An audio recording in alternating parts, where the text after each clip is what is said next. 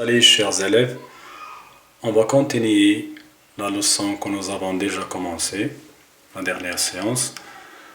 Donc, le paragraphe grand 2, mesure de la résistance électrique. On peut mesurer la résistance électrique de deux manières, soit à l'aide d'un ohmmètre, un appareil qui s'appelle un ohmmètre, soit par le code des couleurs. D'accord? Donc, passons maintenant au premier petit paragraphe. Mesure de la résistance par un ohmmètre. On peut utiliser aussi un multimètre pour mesurer la résistance électrique. Elle doit alors utiliser en mode ohmmètre. Donc, on peut utiliser un ohmmètre, comme on peut utiliser aussi un multimètre, mais elle est utilisée comme un ohmmètre. Comment on doit faire? A, on choisit la borne comme et la borne portant le symbole oméga. Le multimètre, elle contient deux autres bornes. L'un, elle porte comme et l'autre, elle porte le symbole oméga. Le multimètre est relié directement aux deux bornes de la résistance lorsque celle-ci n'est pas inclus dans le circuit. Ça veut dire, pour mesurer la valeur de la résistance, elle doit être isolée. Ça veut dire qu'elle doit être débranchée de le circuit électrique. La deuxième chose qu'on va faire, on doit choisir tout d'abord le calibre le plus élevé. D'accord? Toujours, on choisit le calibre le plus élevé et on va baisser le calibre peu à peu. Petite deux mesures à l'aide des codes des couleurs. Sur une résistance, il y a 4 anneaux. Le premier anneau correspond au premier chiffre de la résistance. Le deuxième anneau correspond au deuxième chiffre de la résistance. Le troisième anneau, il correspond au nombre des zéros de la résistance. D'accord? Et le quatrième anneau, il correspond à la précision. Donc, voici un tableau qui regroupe les couleurs avec le code de chaque couleur. Donc, vous avez le 0, c'est le noir. Le noir, il a la valeur de 0. Marron 1, rouge 2, orange 3, jaune 4, vert 5, 6 bleu, 7 violet, 8 gris, 9 blanc. D'accord? Chaque couleur, elle a un code.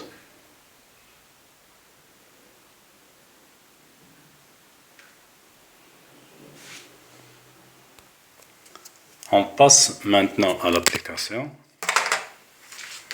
Une application. Vous avez 3 résistances. On va déterminer la valeur de chaque résistance. Donc, on va utiliser maintenant le code des couleurs. Regardez, le premier anneau, il est bleu.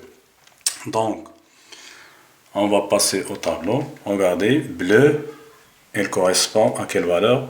Il est égal à 6. Donc, je dois écrire ici 6. Le deuxième anneau, il est vert. Regardez, le vert, il correspond au 5. Donc, je dois écrire 5. C'est le deuxième anneau. On a dit que le troisième anneau, il correspond au nombre des zéros. Regardez, si vous avez le rouge, dans le tableau, le rouge, il est égal à 2. Donc, je dois ajouter 2 zéros. Et après, je dois écrire l'unité qui est l'ohm. Donc, regardez la valeur de la résistance R1 égale à 6500 ohms. Je dois faire la même chose pour la résistance R2. Regardez R2, vous avez le vert égal à 5 dans le tableau. Le bleu, le noir plutôt, le noir il est égal à 0, donc je dois écrire 0. Et enfin c'est le rouge il est égal à 2, donc je dois ajouter 2 autres 0. Ohms, il est égal à R2 égal à 5000 ohms. Regardez R3, le premier couleur il est noir, ça veut dire 0. Dans le tableau rouge, 2. Et vous avez vers la fin, le dernier anneau, il est vert, ça veut dire je dois ajouter la valeur des verts sous la forme des 0. Le vert, il correspond à 5, donc je dois ajouter 5 0. 5 0. Et l'unité, c'est l'ohm. D'accord? Donc, le 0 qui est premier, il n'a pas de signification. Donc, je peux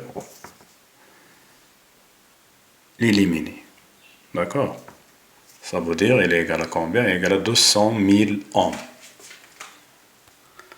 Donc, regardez ici, on n'a pas utilisé le quatrième anneau qui correspond à la précision. Vous allez voir ça après dans les niveaux qui est plus haut. D'accord? On va passer maintenant à une remarque. Si vous avez deux circuits, ces deux circuits-là, ils contiennent les mêmes composantes, sauf le résistor ou la résistance. Vous avez ici une résistance qui a une valeur égale à 100 ohms, et dans le deuxième circuit, vous avez une résistance qui est égale à 200 ohms. Donc, ici, regardez, vous allez voir que l'éclairage de la lampe dans le premier circuit, elle sera supérieure à l'éclairage de celle qui se trouve dans le deuxième circuit. Ça veut dire que l'intensité qui va passer dans le premier circuit, elle sera plus élevée par rapport à celle qui va passer dans le deuxième circuit. Donc, on peut conclure que lorsque la valeur de la résistance augmente, il était 600, il a devenu égal à 200. Lorsque la valeur de la résistance augmente, l'intensité du courant, elle va diminuer et vice-versa. Et ça veut dire lorsque la valeur de la résistance diminue, l'intensité du courant, il augmente. Donc, on utilise un résistor pour diminuer l'intensité des courants électriques. Voilà donc la remarque. Plus la résistance présente dans un circuit est élevée, plus l'intensité du courant électrique dans ce circuit est faible et vice-versa. On utilise les résistors pour diminuer l'intensité du courant dans un circuit.